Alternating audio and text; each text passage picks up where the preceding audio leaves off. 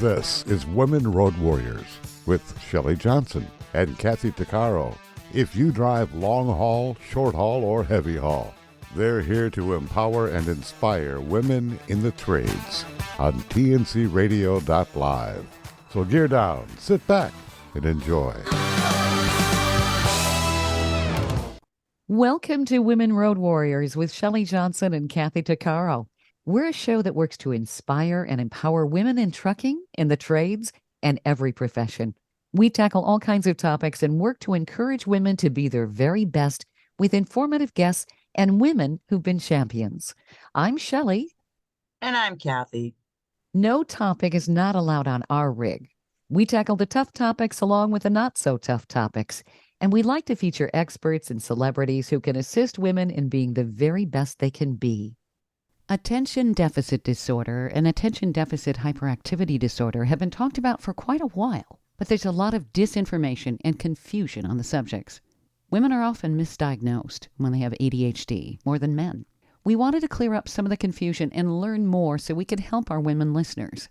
Dr. Jeanette Wasserstein is co-author of the book Adult Attention Deficit Disorder, Biological Mechanisms and Life Outcomes. Dr. Wasserstein is a neuropsychologist who is known for her clinical work synthesizing conventional therapies with an emerging understanding of brain functioning. She specializes in adults with neurodevelopmental disorders such as learning disabilities or attention deficit disorder. Dr. Wasserstein is currently director of the New York City-based CNS Support and on the faculty of the Mount Sinai School of Medicine Department of Psychiatry.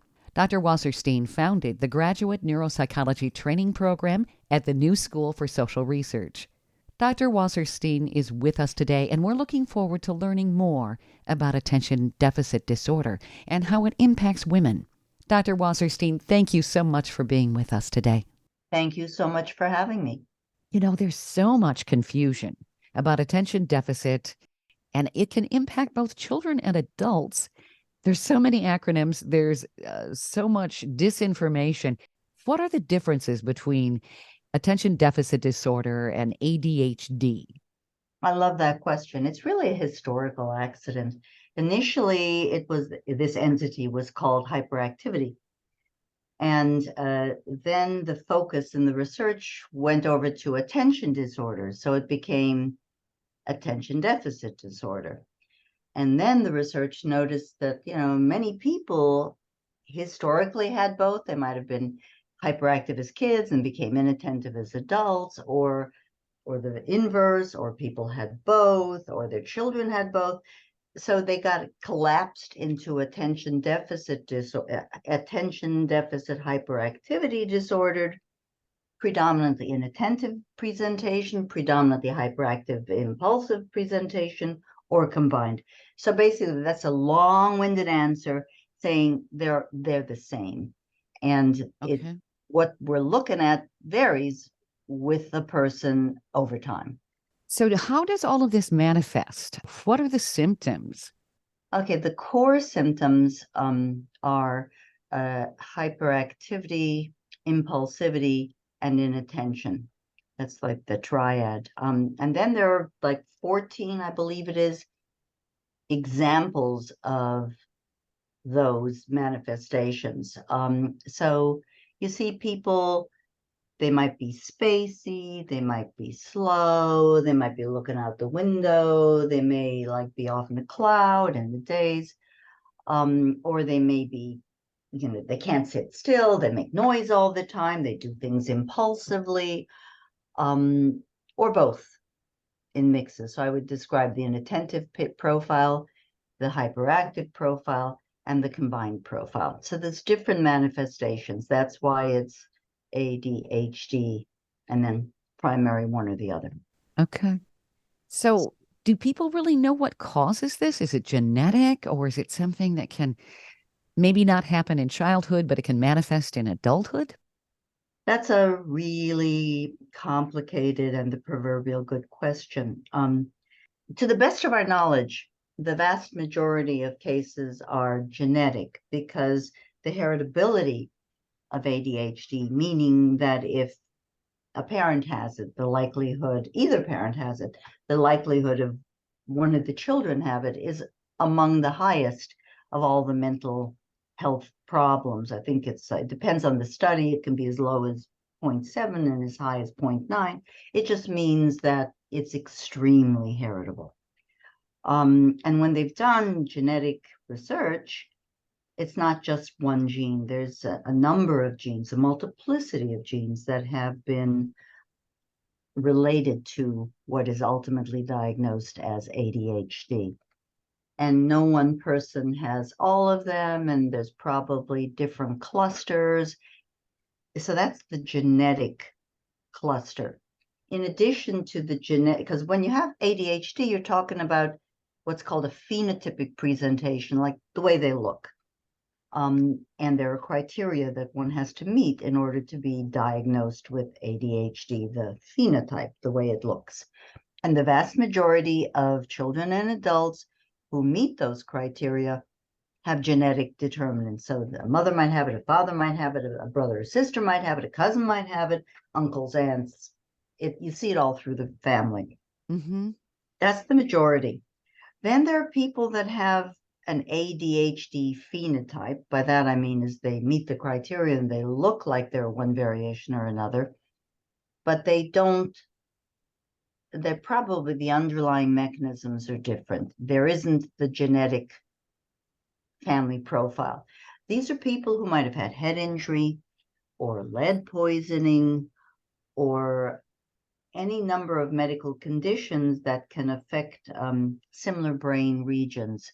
So it looks like ADD meets criteria for ADD, but strictly speaking, it's not what's called a neurodevelopmental disorder, meaning it's not something that shows up in childhood, early usually, and it's more under the cluster of what we would call acquired ADD. Okay. Why is it that more women than men are impacted by this? I'm glad you raised that question. Actually, it's equal. Is it? Okay. Yeah, it's equal, or to the best of our knowledge, it's equal. It used to be that we thought more men than women were impacted by it, like a ratio of 2 to 1, 2 guys for every gal. But more recently, what's become clear is more women than men are missed, because the presentation of ADD in women is less pronounced, less obvious. So it gets missed. And women are more likely to have what are called comorbidities, other mental health conditions. Women are more likely to have depression and anxiety. Men get it too, let's be clear.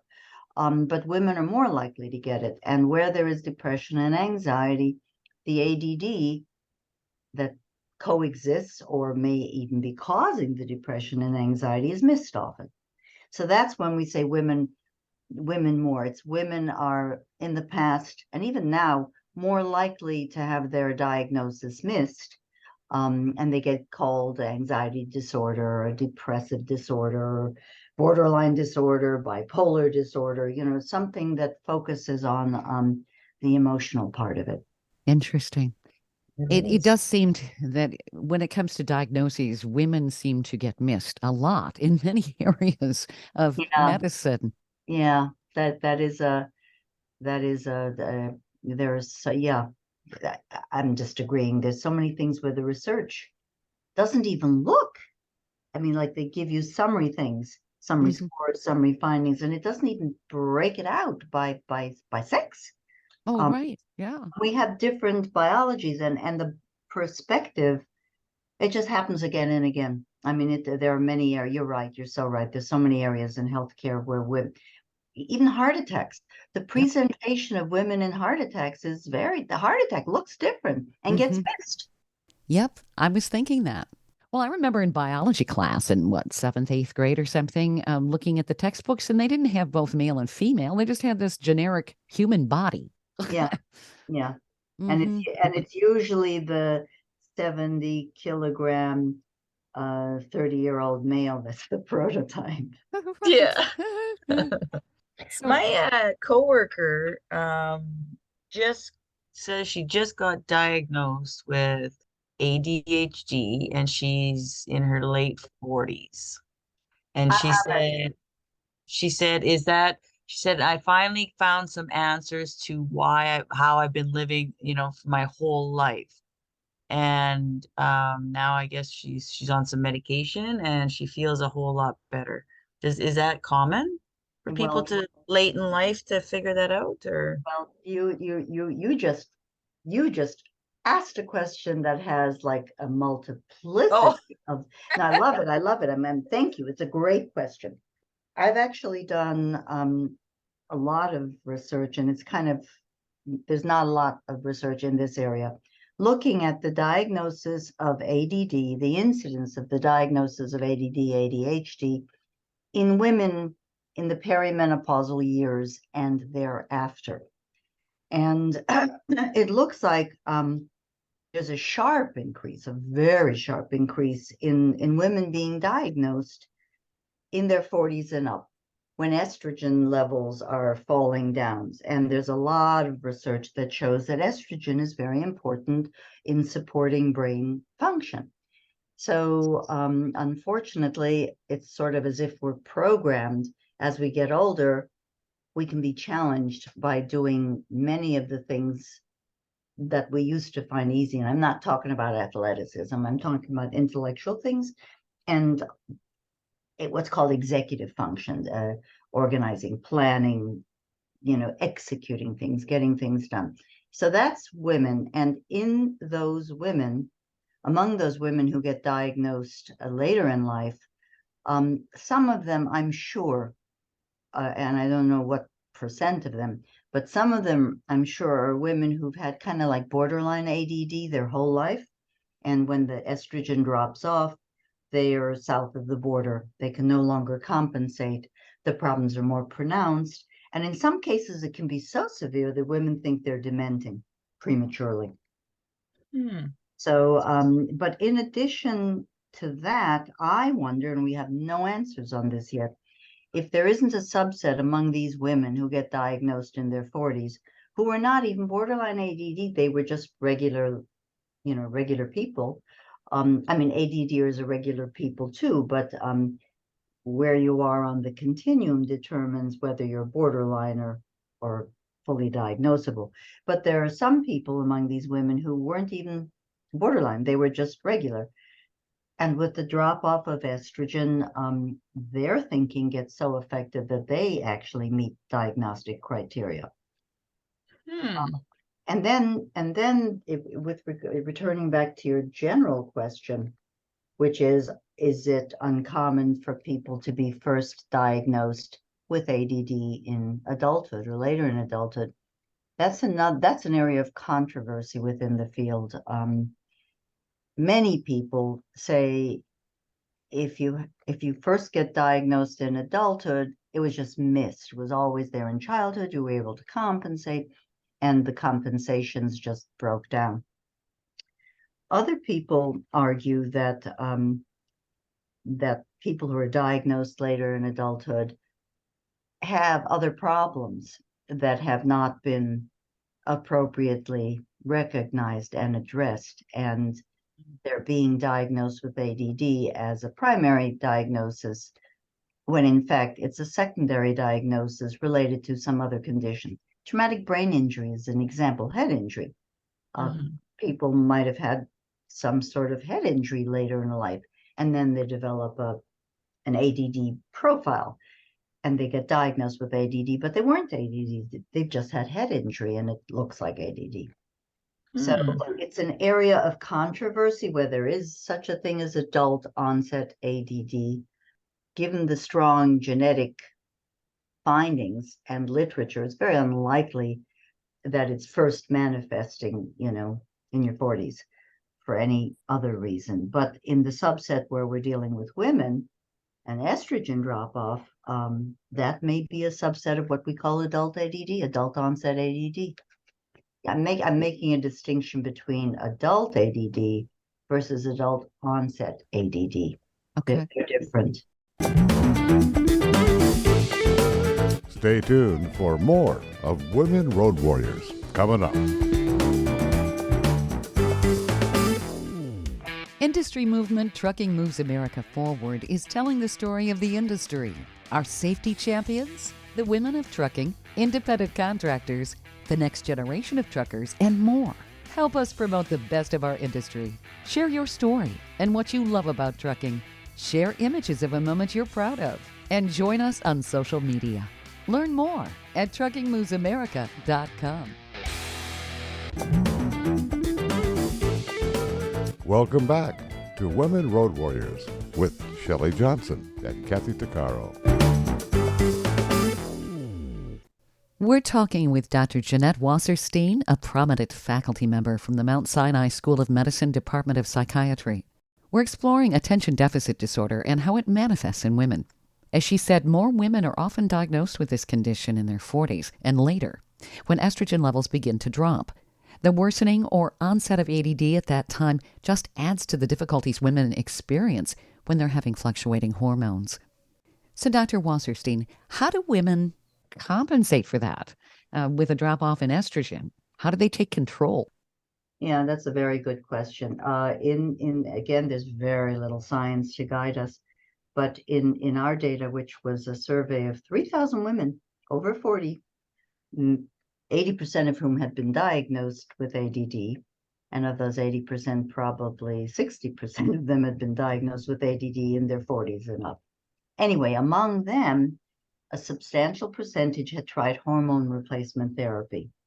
And among those who had tried hormone replacement therapy, by that I mean is getting estrogen artificially, about a third or half of them found it helpful. So that's one path which is worth considering, and in the long term may end up being the preferential path, although there's always a concern about increasing the risk of some forms of cancer. Mm-hmm. But there's been some research recently that says it doesn't increase the likelihood of breast cancer overall. There are a subset of women who are sensitive to estrogen and who do develop breast cancer. If they have breast cancer that's estrogen sensitive, they should not go on estrogen. But I think for the majority, that is one thing that can be done. So early on, if you're kind of perimenopausal and you're getting symptoms that say, what am I dementing, or am I developing ADD? It may be worth considering hormone replacement therapy, but you got to monitor for your health in the risk things. Sure. There's also some research that suggests that hormone replacement can help prevent Alzheimer's, because women get more Alzheimer's than men. It's another one of those female areas. So there has been connection between Alzheimer's and estrogen drop-off as well. So that's one path, is hormone replacement, to try it. And it's not everybody that's going to be helped, and we haven't identified who's more likely to be helped, but on an individual basis, it's worth exploring if you can find a doctor who's comfortable doing it, because it is kind of edge of things. And then the other path, the simplest path, is if you can find a doctor who will give you the diagnosis and is comfortable giving you stimulants. Because treat it like ADD, it may be a variant, but it responds, the same brain systems are involved. It responds to stimulants, Dexedrine, Adderall, Ritalin, all of those. So those are the direct interventions that you can do, either hormonal or stimulants.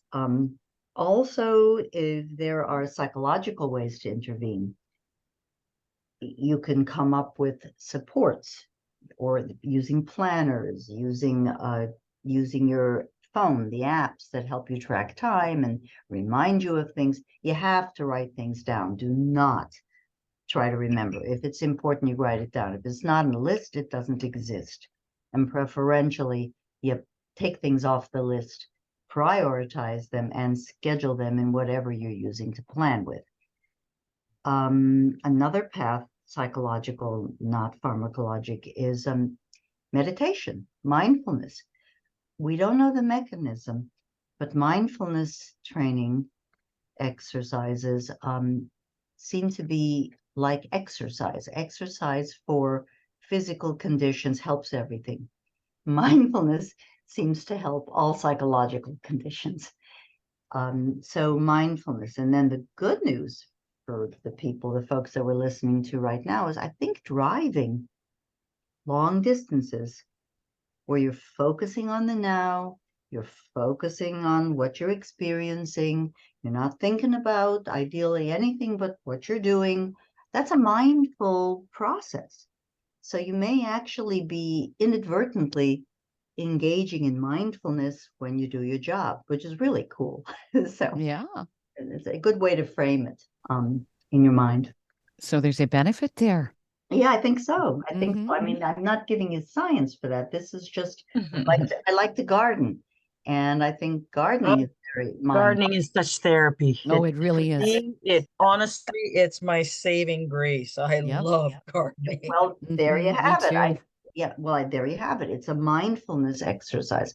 So you can read books about mindfulness or see YouTubes about mindfulness, and they'll make it sound more difficult than it actually is. It's about immersing yourself in the now, trying not to be judgmental, and experiencing it, not thinking of other things, but rather focusing on the now.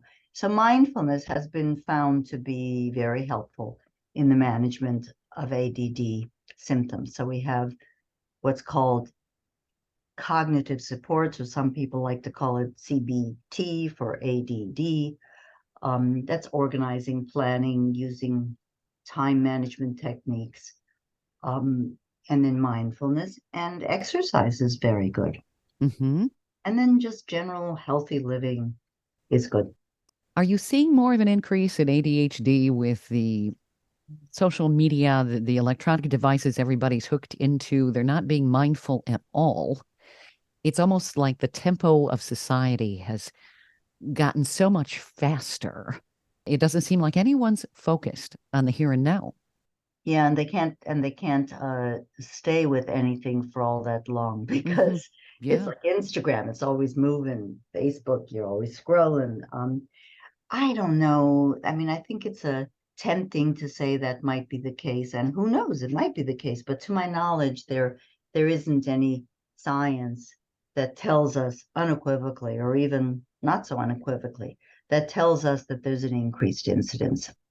What there is, it's been an increased incidence of the diagnosis of ADD with telemedicine, during the pandemic, but I don't know what that means. Nobody really knows what that means either. It could be people are more able to access doctors at a distance, or the COVID made people more focused on what their inner life was like. I don't know, but that I can tell you, there has been an increase in the diagnosis with telemedicine. What are You the mentioned symptoms? something. Oh, Oh, go I'm ahead, sorry. Kathy. Go You ahead, mentioned Kathy. something earlier that's been really I wanted to talk about is Ritalin. Now, d decades ago, I was a teacher's assistant, and almost every other child in that school was on Ritalin. Now, is that I find that parenting nowadays is not the same as when we grew up, and I find people are or parents are so quick to automatically say, well, oh, their child is they're hyperactive or they're this or they're that, but because there's how would I put this? They were people are so distracted that they don't have the time that they used to have, like kids go play outside or do whatever. So that the immediate fix is here. My child has this symptoms, and this is that, and put them on some medication. But in reality, it's a much bigger, more social, personal problem at home. Do you know what I mean? Yeah. Well, first of all, Are there a lot of misdiagnosis based because people just don't are in too much of a rush to, you know, put a label on it, is um, what well, misdiagnosis goes in both directions. There certainly are things like trauma, sleep yeah. deprivation, a bad family situation that can lead to children being distracted or hyperactive or impulsive, or any of the other core symptoms of ADD. Yeah.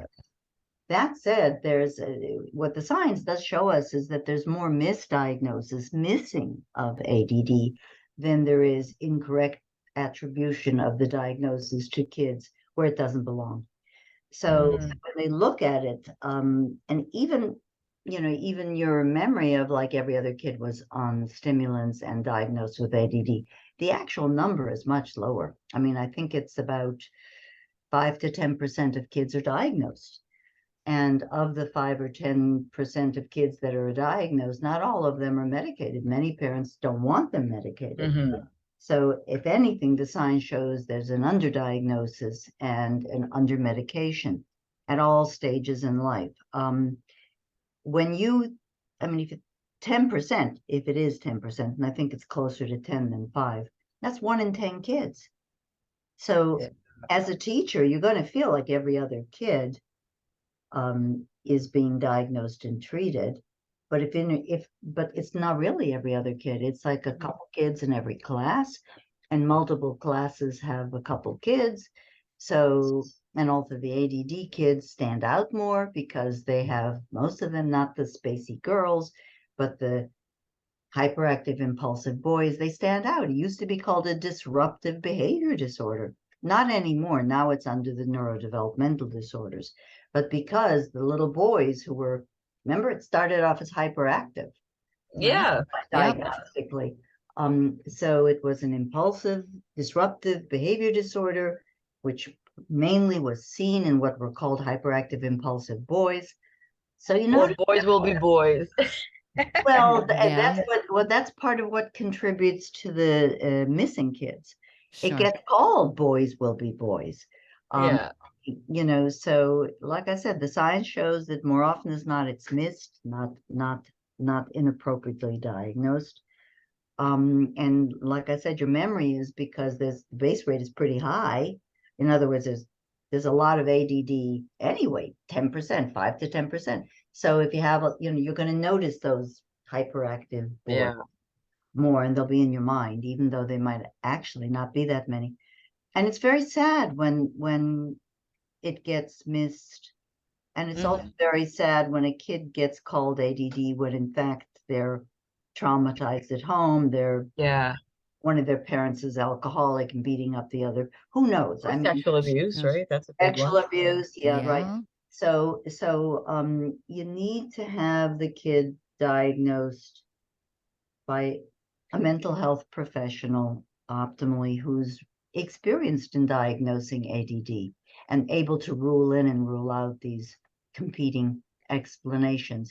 And it's even more so the case with adults, because many adult mental health professionals don't have that much experience in the diagnosis of ADHD in adults. It's gotten better, but still they miss it, or they see only the depression and the anxiety, and they don't see the coexisting condition or the condition that's causing the depression, the anxiety. Sure. So, what are the symptoms of ADHD, ADD?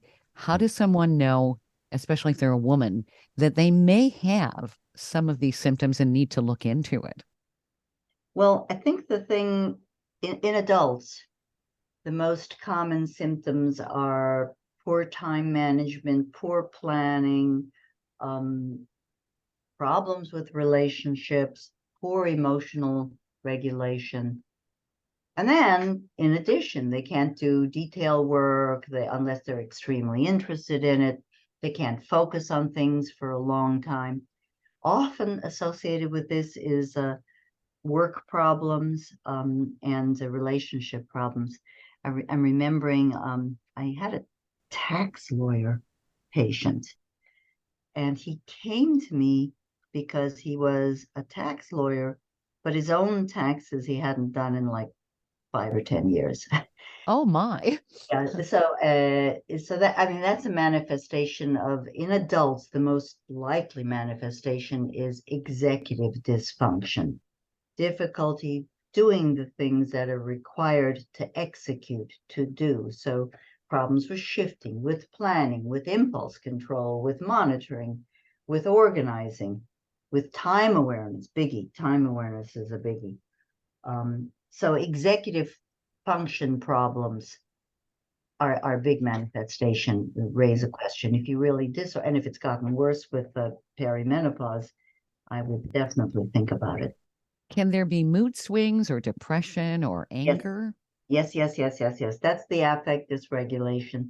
And that's why people with ADD, especially women, who seem to be more prone to the mood swings and depression, may be related to hormones or probably related to hormone fluctuations.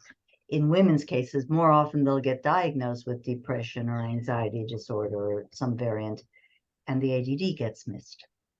Can a woman develop this after she's had a baby? Because there are a lot of hormone changes with that. Yeah, there are a lot of hormone changes. There's something called postpartum depression, which I think everybody out there knows. Yeah. I don't know that there's, again, science to guide that answer. Off the top of my head, it makes sense to me that the radical drop off of estrogen after you deliver a baby would lead to concentration and memory problems. Is there solid science to support that? There may be, but I don't know of it. It's not a well-known observation, but anecdotally it sure is.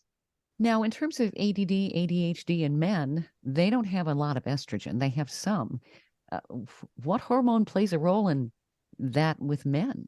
That's a good question. And I have to plead some ignorance on that one because I've been focusing on women and estrogen. There is some thinking.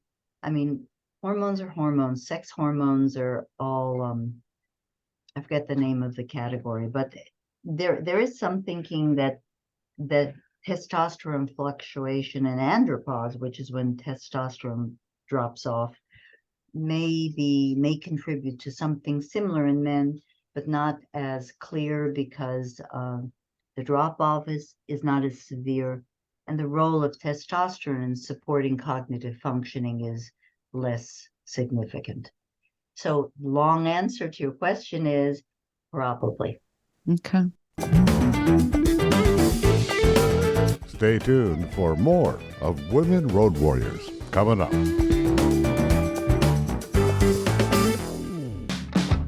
Trucking Moves America Forward, or TMAF, is building a positive image of trucking by telling the story of the hardworking drivers and industry professionals who support the industry. And you can be a part of it.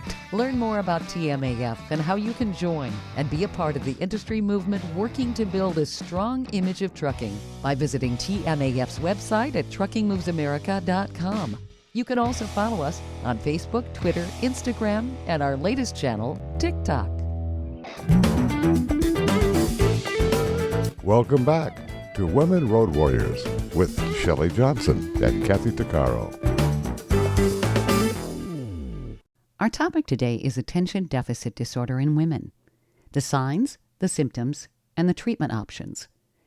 ADD is often missed in women, and estrogen may play a significant role in a diagnosis later in life as that hormone drops off.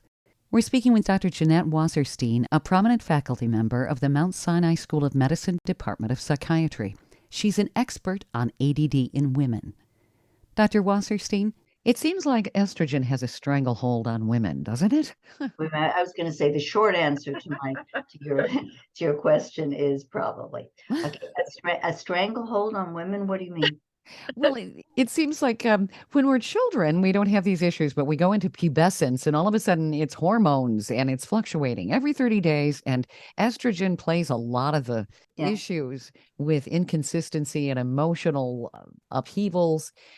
It seems like we're kind of under estrogen's control. And then when it drops off, then we have more issues. It's kind of stinks. It's unfair. It is. It really is. I mean, one of the positive things is if we have a stroke, we're more likely to recover functions, and our brain organization is what's called more diffuse.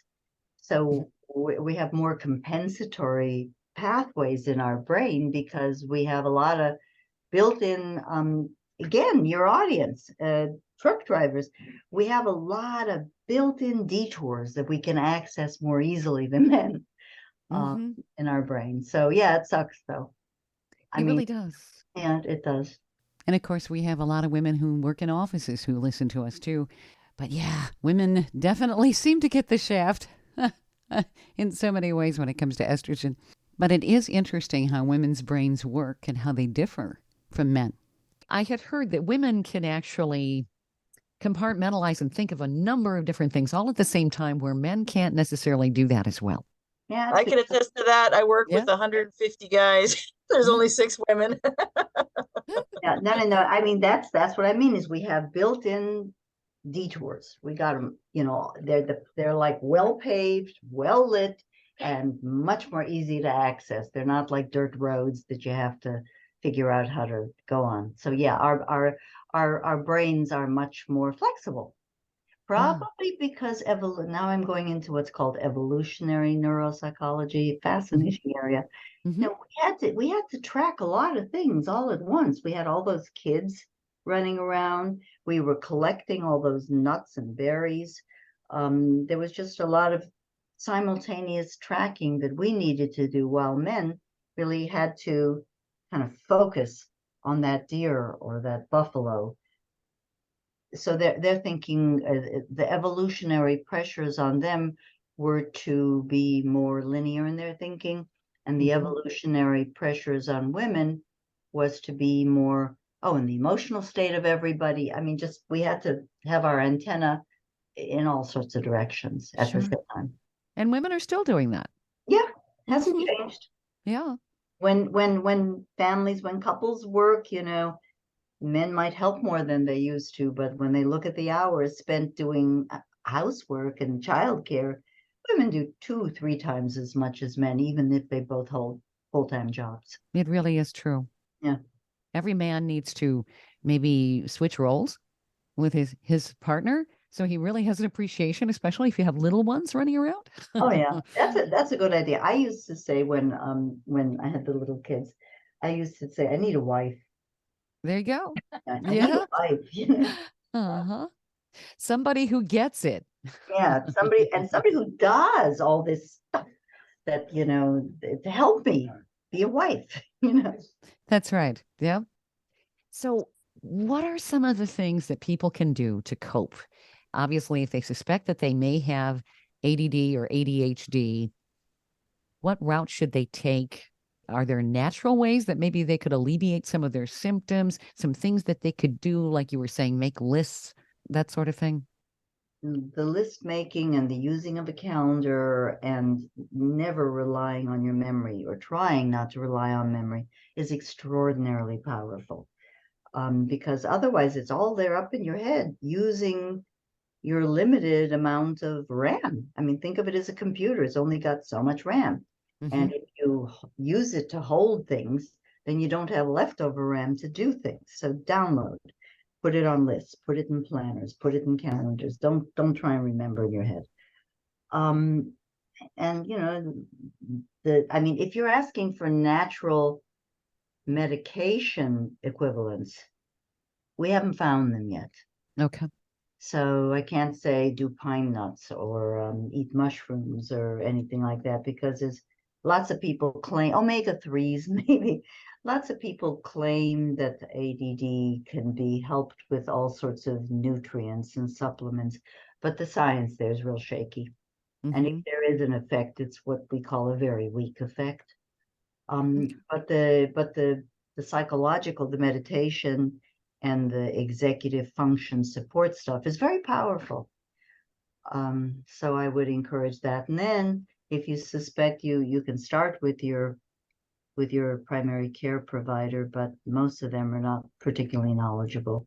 Ask them if they can refer you to a psychiatric physician's assistant or a psychiatrist in the case of adults. And in the case of children, pediatricians try, and they can do an okay job in an obvious case. But it was my kid. I want to go to a child psychiatrist Sure. for diagnosis and dosing. Would you say getting organized, eliminating some of the chaos, because it seems like in extreme Oh cases. yeah. I totally didn't mention that. Thanks for reminding me. Keeping things simple, organizing your environment, trying to work or be in places that aren't distracting.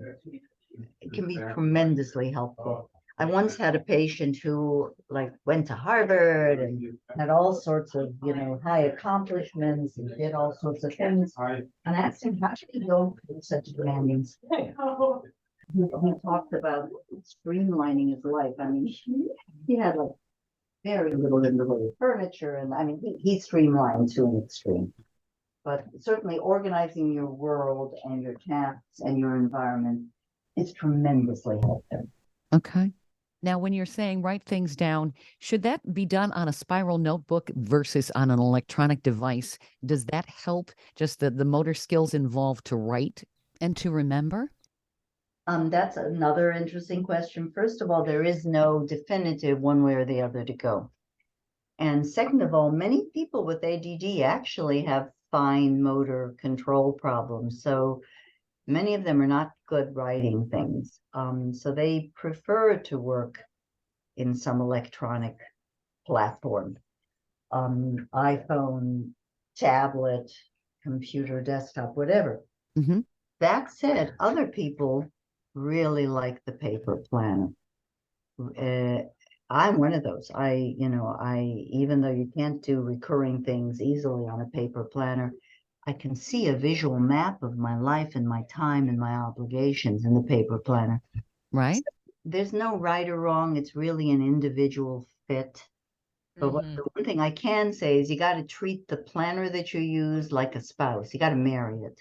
You can get divorced later on once you and you see it isn't working, but you really got to make a commitment, because if you try to write some things down and put other things in your planner, electronic planner, you double book, you lose things, they get lost. So it's got to be one or the other. Sure. Makes sense. Yeah.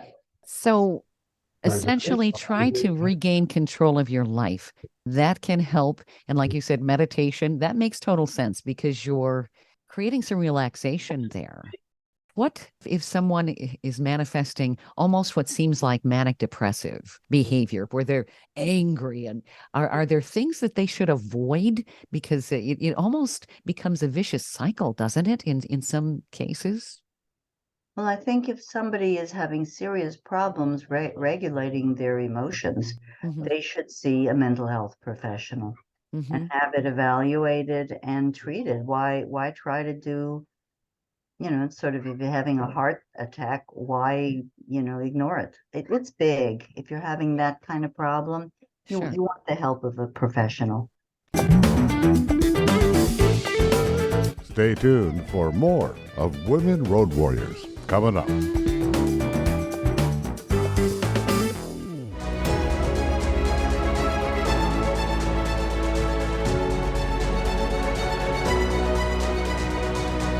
Kathy Tuccaro is nothing short of amazing. She not only drives the world's biggest truck as a heavy equipment operator in northern Alberta, Canada. She's an international motivational speaker and the author of Dream Big, an autobiography about overcoming a lifetime of trauma and abuse that led to dreams of success. Kathy inspires people the world over to change their lives and improve their self-worth. Her book will change your life. She's passionate about personal growth and believes anyone can change their circumstances and overcome their obstacles if they believe in themselves. Her life will amaze you and seriously inspire you. Be sure to order a copy of her book, Dream Big, on Amazon.com.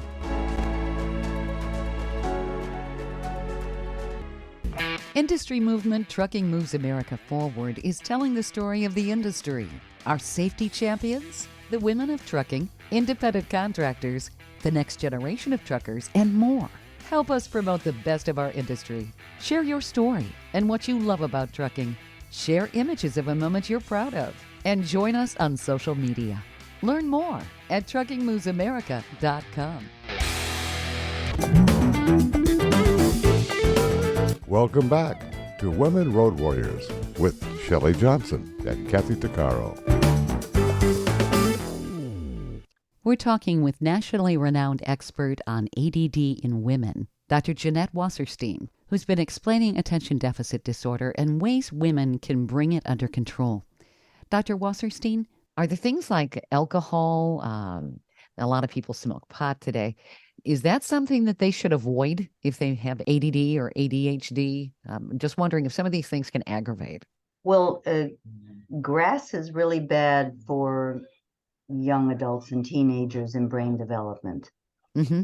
So despite the fact that those are probably the people that are doing it the most, that should be avoided. In adults, all these things is a matter of amount. Social smoking and social drinking in moderation, and what constitutes moderation is always the question. That's okay. So it's not like there's no differential applicability. In other words, ADDers as a group, or these rules, whatever you do for a non-ADD person regarding alcohol and other recreational substances, would apply. It's not specific to ADD. Okay. Because it does seem sometimes with people with ADHD or ADD, they can almost be obsessive compulsive, can't they? To take things to an extreme. Well, yeah, there's all sorts of variations, and actually those that have the OCD, the obsessive compulsive features, function better in the world because it helps them compensate for the underlying organizational challenges and attention challenges. So I'm not sure I get your question there, though. Does that relate to the liquor or the drugs? No, I was just wondering if somebody is obsessive, if they would take it to an extreme. If they found that, say, alcohol or something like that makes them focus better, calms them down, they'll just take it to an extreme. And then, of course, then they have another problem because they have an addiction. Yeah, I haven't seen that where Okay. people's obsessiveness leads them to drink excessively or do anything like that. People who, people do treat their emotional problems with one or the other, but I haven't seen I haven't seen OCD necessarily lead to more drinking. Actually, that's kind of, I would say, it's just not a usual path. Okay. And people with ADD or ADHD aren't necessarily prone to addictive behavior. Oh, yeah, they are. Oh, they are. Okay. That's, I think, what I was trying to get to. Yeah. Oh, Okay. yeah, they definitely are, but just not the OCD subset, or not more likely because Okay. of their OCD. Okay. Yeah, no, as a group, ADDers are more like, because it's an impulse control problem. Okay. So, or for whatever reason, as a group, they are much more likely to have substance abuse problems. But the interesting thing is when they follow children, those who were medicated versus those who were not medicated, the ones who were medicated are much less likely to do substance abuse. Oh, So, interesting. Okay. yeah, so possibly the kids were self-medicating. But yeah, definitely ADDers as a group are more likely to have substance abuse problems, possibly in relation to their impulse control problems. But as a group, medication helps people be less likely to abuse substances. Where do people find more information? Where do they find your book called Adult Attention Deficit Disorder, Biological Mechanisms and Life Outcomes? Oh, my book at this point is, you can get it on Amazon, but it was one of the first books about adult ADD, but it came out in 2001, so it's like really dated. A more current book, all of this you can get on Amazon. A more current book is, oh dear, a book that I wrote with Mary Salanto. Yes, that book's called Cognitive Behavioral Therapy for Adult ADHD, Targeting Executive Dysfunction. That sounds really interesting. Okay, so that book it does a nice summary of current thinking of ADD. Salanto is the principal author, Mary Salanto. If you Google or put in Salanto, or even my name, frankly, into Amazon, you'll find it. Those are two good books. But also another excellent resource is if you go to CHADD, just chad.org. It stands for Children and Adult with Attention Deficit Disorder. They have tons of resources that are free, that you can right then and there, download and read. So can people reach out to you as well? Sure. Absolutely. Probably the easiest thing would be if they drop me an email, and then I can respond to their email. Depends on if it's a short thing, I could maybe just answer it on the email. If they want to talk to me at length, they can still reach out by email, leave their phone number, and then we could coordinate something. Did you want to give that information so people can write that down, or? Sure. It's my name, Jeanette, JeAnette dot Wasserstein, my last name, WASSERSTEIN @gmail.com. So Jeanette.Wasserstein @gmail.com. Only one N. Terrific. This has been marvelous. You are a wealth of information, Dr. Oh. Wasserstein. So informative. I really appreciate it. You've been listening to Women Road Warriors with Shelley Johnson and Kathy Tuccaro. If you want to be a guest on the show or have a topic or feedback, email us at info@tncradio.live.